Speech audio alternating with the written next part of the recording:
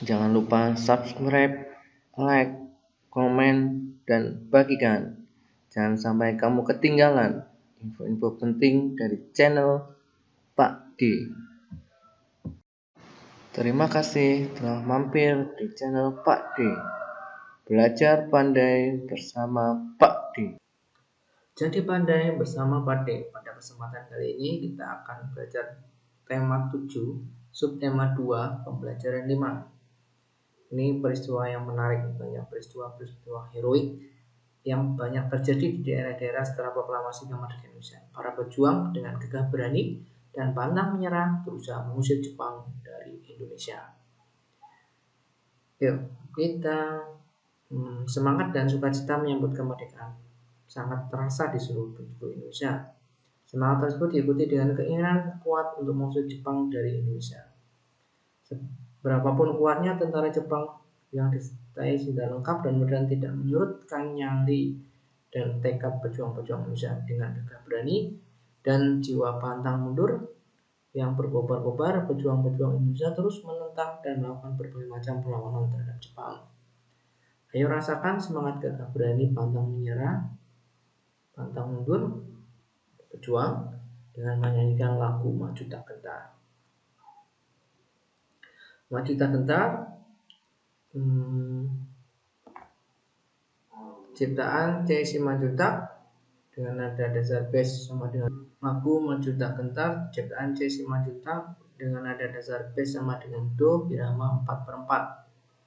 Maju tak gentar membela yang benar, maju tak gentar hak kita diserang, maju serentak mengusir penyerang, maju serentak tentu kita menang. Bergerak, bergerak serentak, serentak menerkam, menerjang, terjang. Tak gentar, menyerang, menyerang, majulah, majulah, menang. Nah, demikianlah lagu Maju Tak Gentar. Apa yang kamu rasakan saat menyanyi lagu Maju Tak Gentar? Semangat, ya. Kemudian bagaimana nada dan tempo lagu? Tadi nadanya bass, do sama dengan bass sama dengan do irama 4/4. Jadi temponya cepat. Apa lirik lagu Maju Tak Gentar mencerminkan nilai Jepang awal? Iya, rasa semangat. Maju tak gentar, membela yang benar, semangat ya. Ayo berkreasi. Ini gerak berjalan ke depan, gerak tari, kemudian mengayun gendewa ke depan, lalu ditarik ke atas. Berlari kecil, badan ke arah gendewa, majukan, meluruskan tangan kanan ke atas, lalu menepuk, menatap tajam ke depan, lalu kepala menengok ke kanan. Gerak tari ya. Sejak pembacaan Tembak Soekarno dan gaung proklamasi terdengar di mana-mana, namun belum lama menikmati kemerdekaan sudah dihadapkan dengan perjuangan mempertahankan kemerdekaan. Perjuangan ini dikarenakan Belanda ingin menjajah Indonesia lagi. Belanda datang ke Indonesia dengan membonceng tentara sekutu pimpinan Inggris. Akibatnya pertempuran terjadi di mana-mana. Korban pun banyak berjatuhan. Perjuangan mempertahankan kemerdekaan. Ketika bangsa Indonesia memproklamasikan kemerdekaannya, banyak pihak asing yang tidak menyetujuinya. Pihak-pihak asing tersebut antara lain adalah sekutu, terutama Belanda dan Inggris. Kemudian pula dengan Jepang. Banyak tentara Jepang yang masih tersisa di Indonesia belum mengetahui jika mereka telah kalah dan menyerah kepada sekutu. Mereka juga belum tahu jika bangsa Indonesia telah merdeka. Belanda datang kembali ke Indonesia dengan membonceng Inggris. Inggris merupakan perwakilan sekutu di Asia Tenggara. Tentara Inggris diberi nama Afghani, dipimpin oleh Jenderal Sir Philip Christensen. Inggris bertugas melucuti senjata tentara Jepang yang masih ada di Indonesia serta membebaskan perlawanan perang sekutu.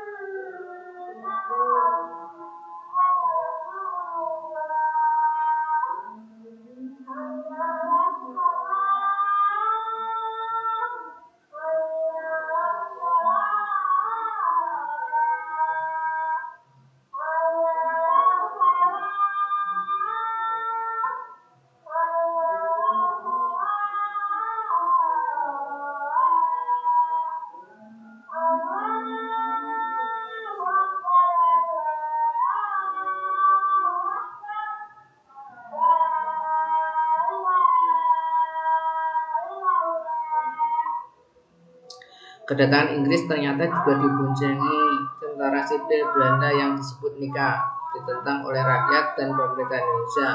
Mereka tidak menghormati kedaulatan bangsa Indonesia.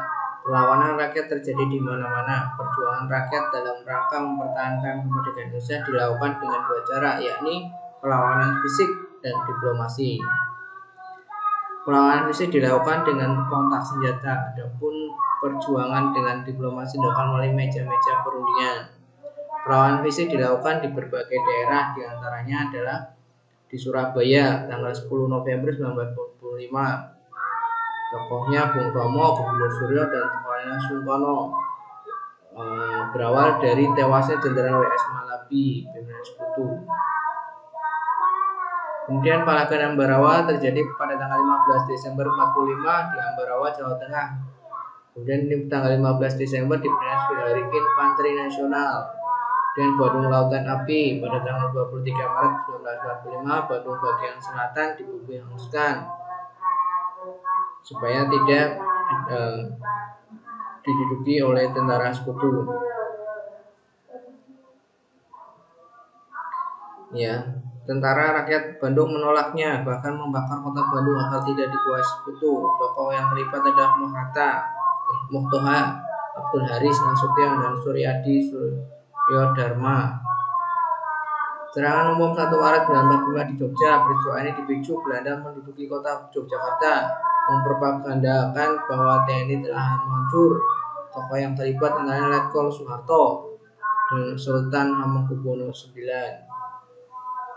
terkenal dengan serangan 1 Maret 1949.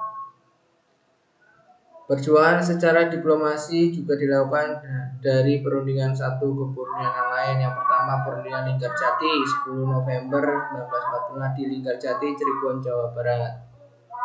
Indonesia diwakili Sultan Syahrir, Belanda diwakili Sir Menhon. Hasil perjanjiannya, Belanda mengakui kekuasaan Republik Indonesia atas Jawa, Madura, dan Sumatera. Negara Indonesia Serikat terdiri dari negara Republik Indonesia dan negara Indonesia Timur dan negara Kalimantan. Negara Indonesia Serikat dan Belanda merupakan uni dengan nama Uni Indonesia Belanda yang diketuai Belanda. Namun Belanda mengingkari perjanjian ini dan melancarkan agresi militer Belanda 1 pada tanggal 21 Juli 1947. Kemudian perjanjian Renville diadakan pada tanggal 17 Agustus 1948 di atas kapal USS Renville Amerika Serikat. Isi perjanjian ini sebagai berikut: Belanda hanya mengakui daerah Republik Indonesia atas Jawa Tengah, Yogyakarta, dan sebagian Jawa Barat dan Sumatera.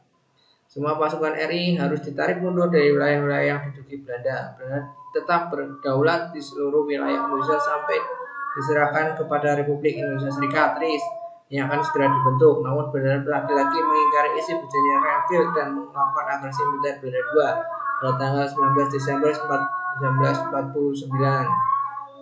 Perjanjian Romroyen diadakan pada tanggal 17 April 1949. Di Jakarta, Indonesia diwakili oleh Muhammad Rum dan Belanda diwakili Van Royen. Isi perjanjian ini sebagai berikut: pemerintah Indonesia dikembalikan ke Yogyakarta, menghentikan gerakan militer dan mengembalikan tawanan. Republik Indonesia sebagai bagian negara Indonesia Serikat, akan segera dilaksanakan konferensi meja bundar. Mengapa bangsa Indonesia masih harus berjuang lagi mempertahankan kemerdekaannya? Karena kedatangan Belanda yang ingin menjajah lagi Indonesia. Apa yang dimaksud dengan perjuangan fisik dan diplomasi? Perjuangan fisik dengan mengangkat senjata, dengan perang-perang, dan diplomasi dengan perundingan-perundingan. Apa yang melatar belakangi peristiwa pertempuran 10 November 1945 Surabaya, yaitu tewasnya Brigjen A.W.S. Malabi, ketua sekutu wilayah Surabaya. Apa isi perjanjian Romroyen?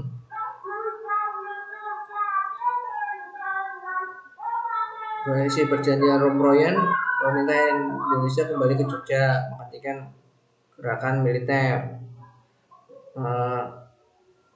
Republik Indonesia sebagian dari negara Indonesia Serikat.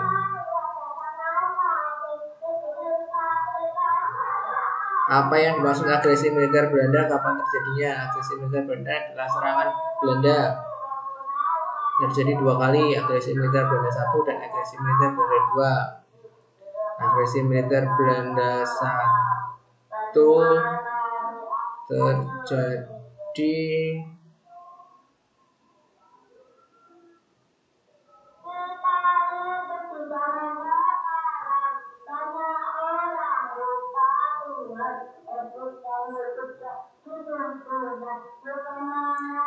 terjadi tanggal 21 Juli 47. Kemudian agresi militer 2 terjadi tanggal 19 Desember 49.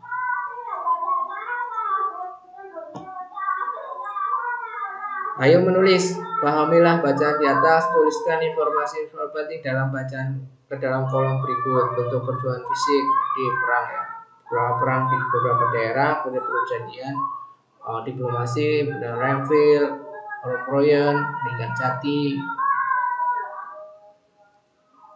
Perjuangan fisik dalam mempertahankan kemerdekaan Indonesia adalah bentuk perawakan terhadap penjajah dengan kotak senjata. Pada waktu itu, senjata yang digunakan adalah pejuang Indonesia masih tradisional, yaitu bambu runcing, keris, dan tombak. Jika memakai senapan api, itu pun hasil dari rampasan. Sangat berbeda dengan senjata yang dimiliki Inggris, Belanda, ataupun Jepang. Mereka sudah menggunakan senjata modern seperti meriam, pistol, bahkan bom. Perjuangan para pahlawan waktu itu sungguh hebat. Mereka tetap semangat membara, pantang menyerah. Berbicara tentang panas, tentu kamu masih ingat kan tentang kalor, termasuk perpindahan kalor dan kemampuan kalor mengubah suhu dan mengubah wujud benda. Pada pembelajaran yang lalu telah kita buktikan melalui percobaan bahwa kalor dapat mengubah wujud benda melalui peristiwa mencair. Nah, sekarang ini peristiwa menguap. Cair menjadi gas, menguap. Pernah kamu mengamati ketika merebus air sampai mendidih, apakah yang keluar dari ceret uap air atau asap putih? Asap putih keluar air terkena panas berubah menjadi uap air. Bensin dibiarkan tempat terbuka, lama-kelamaan akan habis. Minyak kayu putih dibiarkan dalam botol terbuka, lama-kelamaan akan berkurang isinya. Baju basah akan kering ketika dijemur di bawah panas matahari. Ini menguap, ya. Ceritakan pengalamanmu dalam bekerja sama saat melakukan percobaan. Ketika kamu menuangkan air ke dalam panci, benda berwujud apakah air itu benda cair? Bagaimana suhu air sebelum dipanaskan?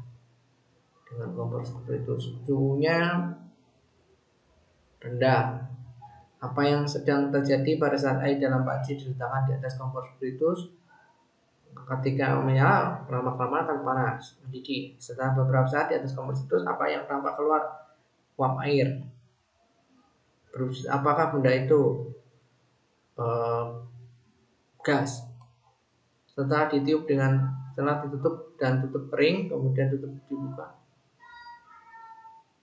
yang tampak pada permukaan tutup itu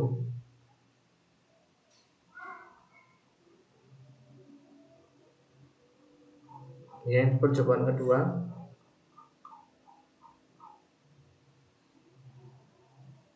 kesimpulan, sapu tangan basah karena mengandung air. Saat dijemur, air pada sapu tangan mulai berubah wujud menjadi uap air. Uap air bergerak ke udara yang suhunya lebih tinggi. Setelah semua air berubah menjadi uap, sapu tangan kering. Percobaan ini membuktikan perubahan wujud terjadi, perubahan benda dari benda cair ke gas. Demikianlah pembelajaran sub tema 2, pembelajaran 5, tema 7. Jadi pandai bersama